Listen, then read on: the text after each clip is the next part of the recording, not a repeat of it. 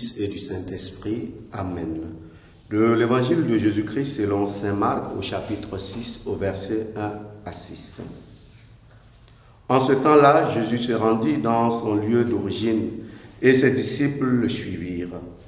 Le jour du sabbat, il se mit à enseigner dans la synagogue.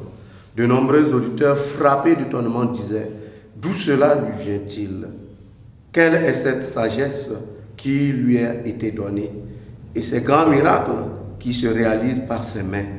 N'est-il pas le charpentier, le fils de Marie et le frère de Jacques, de José, de Jude et de Simon? Ses sœurs ne sont-elles pas ici chez nous? » Et ils étaient profondément choqués à son sujet. Jésus leur disait « Un prophète n'est méprisé que dans son pays, sa parenté et sa maison. » Et là, il ne pouvait accomplir aucun miracle.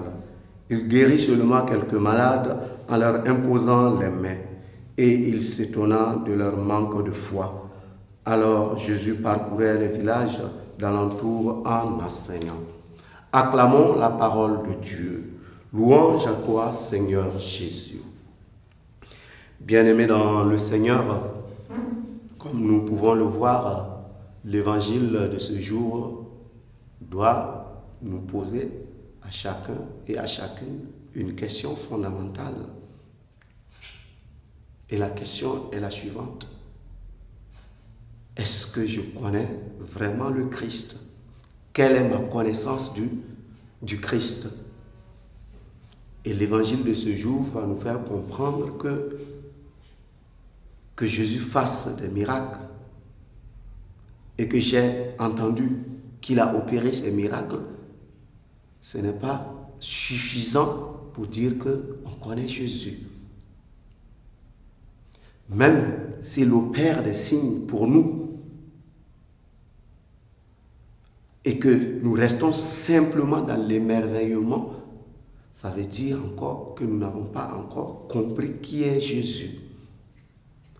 Parce que pour connaître Jésus, il nous faut faire le saut de la foi.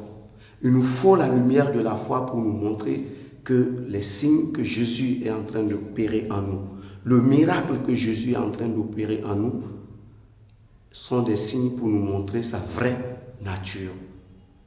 Dieu au chevet de l'humanité.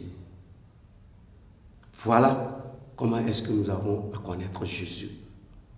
Par-delà les signes qu'il peut opérer, par-delà les miracles qu'il peut opérer, si nous ne faisons pas le saut de la foi pour reconnaître en lui le Seigneur, Dieu qui vient à notre secours, ces miracles et ces signes ne peuvent pas produire leur effet réel, qui est notre sanctification, qui est notre salut.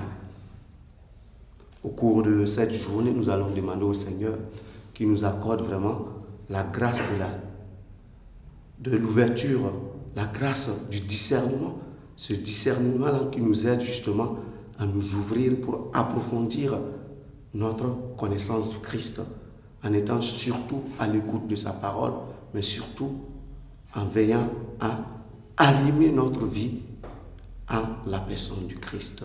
Loué soit Jésus-Christ.